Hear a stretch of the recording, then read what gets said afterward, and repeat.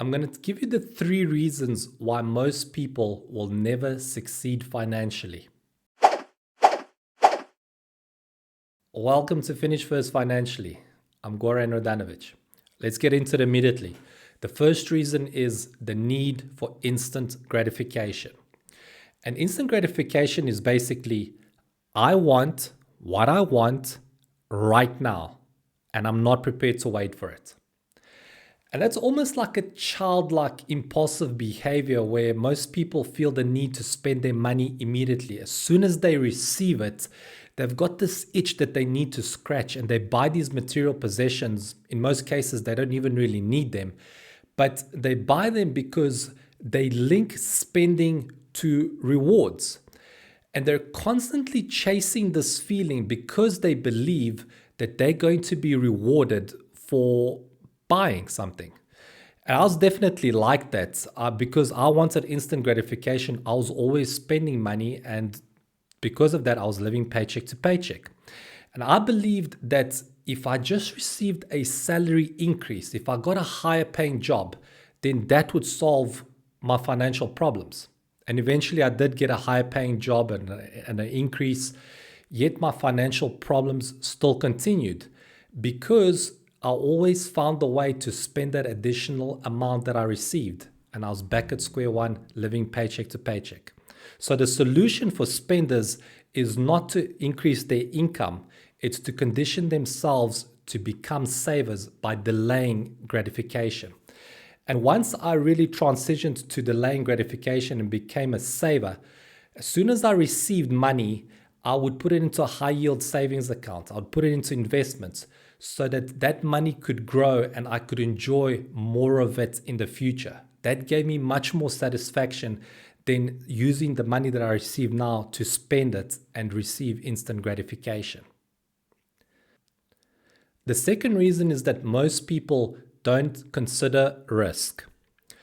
For most people, the formula that they use to determine their financial standing is income, and then they subtract their expenses and hope for a positive net effect. So as long as they can pay all of their debts monthly and cover the expenses, then they feel that they're doing fine. They're managing to get by from month to month, and for them, that's a satisfactory situation to be in.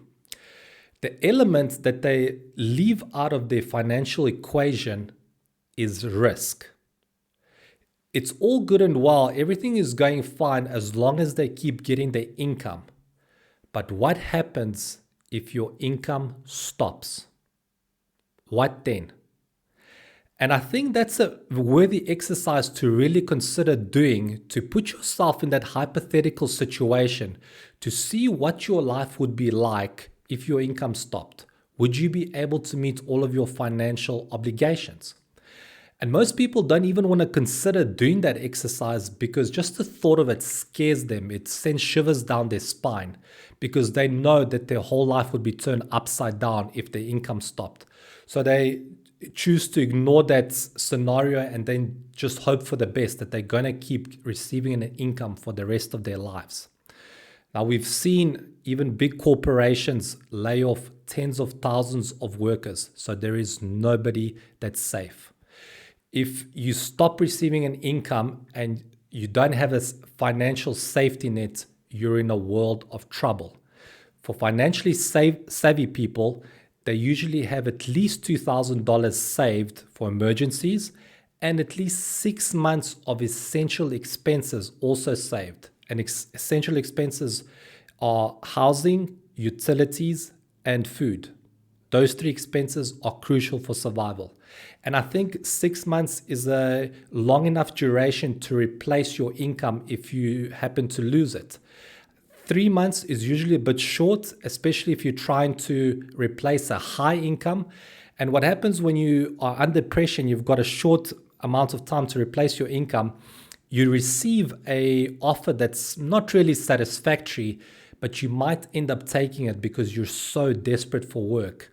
And then once you get into that work environment where you're not satisfied, it could lead to other potential problems.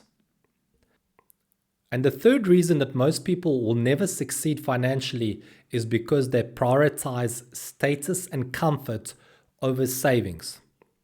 Status is your social and professional standing, which is usually a reflection of your success. And comfort is the degree of convenience that your lifestyle allows you to enjoy. And I realized that I was prioritizing status and comfort over savings when a friend of mine said to me to analyze my situation. I thought, well, what is she talking about? Of course, money is more important to me than the stuff. But then once I analyzed my situation, I saw that I was driving a luxury BMW that cost me 30% of my salary. I lived in an upmarket neighborhood, and anything that I wanted, which I couldn't afford, I would just swipe my credit card. And I used these material possessions to impress others and to portray this image of success. But if I had prioritized savings over status and comfort, then I would have driven a modest vehicle that I'd bought for cash. And all of these other things that I wanted, I would have financed them with cash and not debt. And the best way to prioritize savings over status and comfort is to let go of status, these material possessions that you're using to impress others, which are most likely owned by the bank, and to become uncomfortable. And that requires you to lower your standard of living. So you're going to lower your expenses so you've got more money at the end of the month to dedicate to debt so that you can pay it off quicker, or if you are debt free, to dedicate it to savings to increase that balance. And those are the three main reasons why most people will not succeed financially. If you want to get your finances on track, sort out your financial house, have it in order, you can visit finishfirstfinancially.com/consultation, book a free call with me so that we can talk about your finances and take it further to a point where we reduce your expenses and help you to pay off your debts and put you on the path to financial prosperity.